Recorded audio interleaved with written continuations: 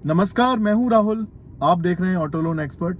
दोस्तों, नवंबर 2023 का महीना चल रहा है, दिवाली आने वाली है। ये वीडियो मैं खासकर उन लोगों के लिए लेके आया हूं जो कि नहीं जान पाते हैं कि उनके अधिकार क्या है। आम तौर पे आम लोगों को ये नहीं पता होता है कि अगर मैं किस्त नहीं भर पाया तो बैंक के पास क्या क्या अधिकार हैं, बैंक किस तरीके से यहाँ पे अपनी रिकवरी करती है, और आप लोगों के पास क्या अधिकार हैं कि आप बैंक से या एक सही प्रक्रिया में उसमें आप बात कर सकें। तो दोस्तों, आज मैं इसी टॉपिक पे आपसे बात करूंगा। कभी कभी या बहुत सारे लोगों के साथ ऐसा होता है कि लोन ले लिया और भर नहीं पाते हैं। आप में से कई लोगों के साथ भी हुआ होगा कि कभी हम किसी कारणवश हम कोई अपनी ईएमआई पे नहीं कर पाए। तो ये वीडियो आप ही के लिए है। अगर आपको ये जानकारी नहीं है तो ये वीडियो मैंने आप ही के लिए बनाई है, जिससे कि आपको आपके अधिकारों की जानकारी हो। तो दोस्तों, इससे पहले मैं आगे आपको जानकारी दूं, मैं आपसे रिक्वेस्ट करता हूं कि आप मेरे चैनल को प्लीज़ लाइक एंड सब्सक्राइब करें, अगर आपने अभी तक मेरे चैनल को लाइक नहीं किया है तो, क्योंकि मेरे चैनल पे आपको लोन से संबंधित सभी जानकारियां लेटेस्ट मिलती रहती हैं। तो आगे शुरू करते हैं। दोस्तों, कोई भी आम आदमी, कोई भी व्यक्ति जब कोई होम लोन लेता है, कोई कार लोन लेता है, कोई भी प्रॉपर्टी लोन लेता है, कोई पर्सनल लोन लेता है, तो यहाँ पर कुछ ना कुछ हमेशा बैंक के पास में एक सिक्योरिटी के रूप में चीज रखी जाती है। मैं बात करूं होम लोन की, तो होम लोन में जब हम कोई होम लोन ले रहे हैं तो उस होम की उस प्रॉपर्टी की जमीन के कागज बैंक के पास में गिरवी रखे रहते हैं जब तक कि वो लोन पट नहीं जाता। सेम अगर कार की बात करें, कार लोन जब हम लेते हैं तो हमारी गाड़ी जो है वो मॉर्गेज रहती है, उसमें हाइपोथेकेशन चढ़ा रहता है। आपके रजिस्ट्रेशन जो आपका गाड़ी का रहेगा उस पर लिखा रहेगा कि ये गाड़ी फलानी फलानी बैंक से या किसी भी एनबीएफसी से फाइनेंस है। तो इस कंडीशन में क्या रहता है कि ये गाड़ी बैंक के अधीन, ये प्रॉपर्टी होम बैंक के अधीन रहता है। जब लोन नहीं भर पाते हैं तो बैंक यहाँ पे आपको डिफॉल्टर घोषित कर देता है। पर अब इसका मतलब ये नहीं होता कि अगर आपको किसी ने, कंपनी ने या बैंक ने डिफॉल्टर घोषित कर दिया है तो आप अपराधी बन गए हैं। आपके साथ बैंक आपको डराने धमकाने लग जाए, ऐसा नहीं है। कोई भी बैंक आपसे जबरदस्ती नहीं कर सकती, आपको डरा नहीं सकती, आपको धमका नहीं सकती। ये नियम आपको मालूम होने चाहिए। तो इसके लिए बैंक और जो फाइनेंस जो भी क्रेडिट देती हैं, जो लोन देती हैं, उनके पास क्या अधिकार है? उनके पास एक्चुअली वो लोग एक रिकवरी एजेंट यहाँ पे रख सकते हैं, लेके आ सकते हैं। वो रिकवरी एजेंट आपसे वसूली के लिए बात कर सकता है, आपके पास आ सकता है ना। आपने किस्त नहीं भरा तो वो आपकी गाड़ी को ले जा सकता है, उठा सकता है, उसको ये अधिकार होता है। इसके अलावा लेकिन वो आपको डरा नहीं सकता, आपको धमका नहीं सकता। ये बिल्कुल गलत है। अगर कोई ऐसा आपके साथ धमकाता है, डराता है, तो आप इसके लिए लीगल एक्शन आप भी ले सकते हैं। ये आपको पता होना चाहिए। कर्ज देने वाले सभी बैंक एक प्रक्रिया का यहाँ पे पालन करेंगे, एक प्रोसेस का पालन करेंगे। इसमें आपने जो भी चीज गिरवी रखी है, आपने होम लोन लिया है तो होम लोन गिरवी रखा है, आपने गोल्ड लोन लिया है तो गोल्ड लोन गिरवी रखा है, आपने कोई एफडी के अगेंस्ट में लोन लिया है तो एफडी आपकी गिरवी रखी है, आपने पर्सनल लोन लिया है तो वहां पे आपकी सैलरी जो आ रही है बैंक के पास में वो यहाँ पर आपकी होल्ड कर सकती है बैंक। आपकी आपने कार ली है तो कार बैंक आपसे बोल सकते हैं कि आप कार को सरेंडर कर दीजिए, गाड़ी को सरेंडर कर दीजिए। कोई भी बड़ा वाहन लिया है, कमर्शियल व्हीकल लिया है, तो बोल सकती है कंपनी आपसे कि आप ये जो है सरेंडर कर दें बैंक के पास में। तो इसका जो एक एक्ट है, एक्चुअली उस एक्ट को बोला जाता है SRFC। उसका जो फुल फॉर्म है मैं आपको बता देता हूं, securitisation and reconstruction of financial assets and enforcement of security interest, SRFC। यहाँ पे ये एक्ट होता है, इसके तहत ही इनको ये अधिकार है कि ये लोग आपकी जो प्रॉपर्टी है उसको मतलब होल्ड कर सकते हैं अपने पास, उसका अधिकार इनको मिलता है। दूसरा जो एक नियम है जो आपको मालूम होना चाहिए वो है कि नोटिस जारी करने का एक अधिकार होता है। आपको अगर कोई भी बैंक किसी तरह का कोई फैसला ले रही है, आपकी प्रॉपर्टी को होल्ड कर रही है, आपकी गाड़ी को खींचना चाह रही है, तो वो ऐसे नहीं कर सकती है। उसके लिए बैंक को आपको जब डिफॉल्ट कर रही है क्योंकि उनको अधिकार है आपको डिफॉल्ट घोषित करने का। मैंने आपको बार बार कहा है कि अगर आपको डिफॉल्ट घोषित कर दिया है तो आप उसमें कोई अपराधी नहीं बन जाते हैं, आपने कोई जुर्म नहीं किया है, किसी भी परेशानियों के कारण आप हो सकता है किस्त ना भर पाए हो। बहुत सारी मेडिकल इमरजेंसीज होती हैं, कभी कोई घाटा वाड़ा होता रहता है, चलता रहता है। कोरोना में तो काफ़ी कुछ ऐसा हुआ था, बहुत सारे लोन खराब हुए थे।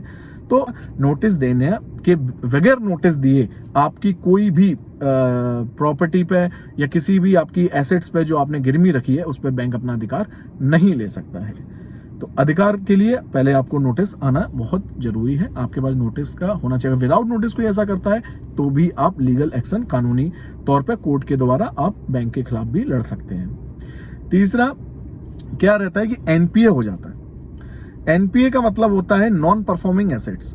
मतलब कि मेरे लिए मैं मान लो मैं बैंकर हूं, मैंने आपको कोई लोन दिया है तो वो मेरा एसेट्स है, क्योंकि आप मेरे को लोन वापस करेंगे तो मेरे पास उसका ब्याज के साथ वो पैसा वापस आएगा। लेकिन अब वो मेरे पास ब्याज के साथ पैसा वापस नहीं आ रहा है तो मेरे लिए वो एसेट जो है वो नॉन परफॉर्मिंग हो गया है। तो इसकी एक समय सीमा होती है। नॉन परफॉर्मिंग एसेट्स की जो समय सीमा है वो है 90 दिन की। मतलब एक व्यक्ति अगर 90 डेज तक, मतलब 3 महीने तक अगर किस्तें नहीं भरता है तो वो एनपीए हो जाता है और आपकी सिबिल भी खराब हो जाती है। तो इसमें बैंक आपको 60 दिन तक, मतलब 2 महीने आपको नोटिस जारी करेगा, आपको 90 दिन के अंदर नोटिस जारी करेगा, आपको बताएगा कि आपका जो खाता है वो एनपीए हो रहा है, आपका लोन खराब हो रहा है। इससे पहले करके आपके ऊपर कोई भी कानूनी प्रक्रिया की जाए, आप अपने लोन को चुकता कर दीजिए। अभी तक का जो लोन है उसमें भी पेनल्टी लगती है, आपको सारी पेनल्टी भरनी पड़ेगी तब जाकर के, अदरवाइज वरना लोग सेटलमेंट भी कर देते हैं। लेकिन अगर आप सेटलमेंट नहीं करते हैं, कुछ नहीं करते हैं, तो फिर एक प्रक्रिया जो वो कानूनी तौर पे उसमें पुलिस का इस्तेमाल भी यहाँ पे किया जाता है। तो लेकिन कोई भी बैंक आपको विदाउट नोटिस दिए कोई डरा रहा है, धमका रहा है तो वो गलत है।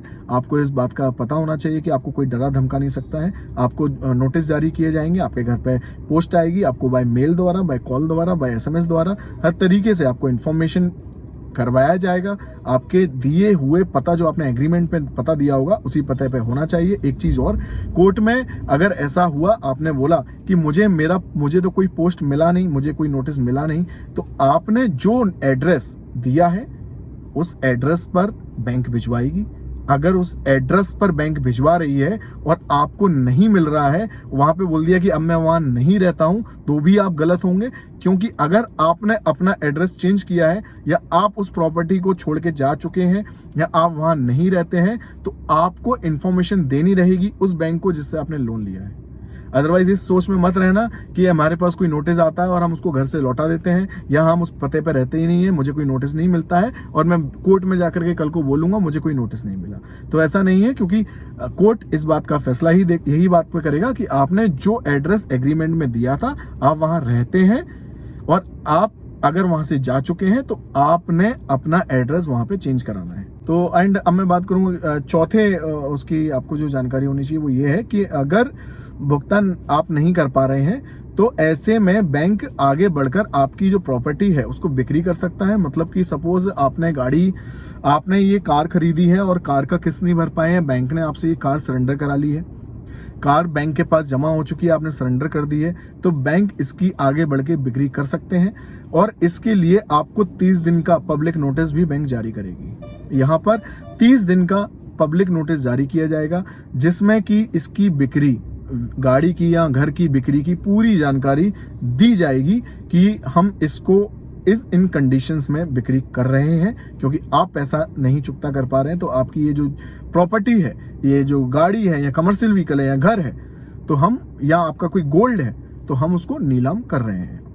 जब अब कोई प्रॉपर्टी बेची जा रही है, कि आपकी कोई गाड़ी बेची जा रही है, आपका घर बेचा जा रहा है, तो आपको पूरा अधिकार होगा कि आपकी जो प्रॉपर्टी है वो जो नीलाम की जा रही है उसकी पूरी जानकारी आपको दी जाए कि उसका मूल्य क्या रखा जा रहा है, उसका नोटिस जारी करना पड़ेगा, उसका मूल्य बताना पड़ेगा, किस तारीख को वो बेची जाएगी, उसका रिजर्व प्राइस क्या रखा गया है, उसकी नीलामी का समय क्या रहेगा, और आपको पूरी जानकारी रखनी है और रखनी भी चाहिए। अगर आपकी कोई प्रॉपर्टी या कोई भी आपका एसेट्स यहाँ पे बैंक नीलाम कर रहा है तो आपको उसकी पूरी जानकारी होनी चाहिए और आपको भी उसकी नजर उस पर रखनी चाहिए।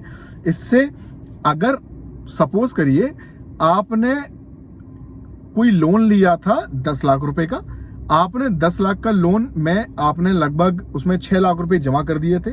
आने वाले जो 4 लाख आपको जमा करने थे, वो 4 लाख रुपए आप किसी कारणवश जमा नहीं कर पाए हैं और बैंक ने आपसे आपकी गाड़ी, आपका घर आपसे छीन लिया, उस पर खाली करा दिया। अब वो नीलाम हो रहा है और आपके पास कोई भी व्यवस्था पैसे की नहीं है और आप मजबूरी में बैंक के उसमें बोल रहे हैं कि मैं उसमें कुछ कर भी नहीं सकता, तो वो बैंक नीलाम कर रही है। तो उसकी जो मूल्य बैंक ने लगवाई है, अब सपोज करिए अगर वो उस गाड़ी की या उस मकान की वैल्यू 8 लाख रुपए लगी, तो आपको बैंक को सिर्फ 4 लाख देने थे, तो 4 लाख रुपया बैंक अपनी रिकवरी लेगी, बकाया 4 लाख रुपया वो आपको देगी। ये इसमें एक फैक्ट है कि अगर कोई भी बैंक में कोई चीज बिक्री हो रही है तो आपको इस बात को ध्यान रखना है कि मेरी वैल्यू बैंक ने किस वैल्यू में करवाई है। अगर आपको वैल्यू में भी कोई डिफॉल्ट लगता है कि नहीं, गलत वैल्यूएशन हो रही है, तो उसके लिए भी आप एक बार उसके लिए भी बात कर सकते हैं कि इसकी जो वैल्यू है, अगर आप नीलाम कर रहे हैं तो इसकी वैल्यू उससे ज्यादा लग सकती है या जो भी है, आप इसके लिए बात भी कर सकते हैं। और जब ये वो बिक्री होती है तो उसको वो कितने में बिकी है, क्या बिकी है, उसका जो पैसा है वो अगर बैंक के पूरे पैसों में ही चला गया तो चला गया, और अगर वो पैसा बचता है तो आपको वो पैसा मिल जाएगा। आई होप कि आपको मेरी दी गई जानकारी ये आपको अच्छी लगी होगी, आपको समझ में आया होगा। इसके रिगार्डिंग अगर आपको कुछ और भी क्वेश्चंस हो तो आप मुझसे पूछ सकते हैं मेरे चैनल पर कमेंट बॉक्स में डाल करके। एंड अगर आपने अभी तक मेरे चैनल को लाइक एंड सब्सक्राइब नहीं किया है तो प्लीज सब्सक्राइब और लाइक जरूर करिएगा। Thank you and bye.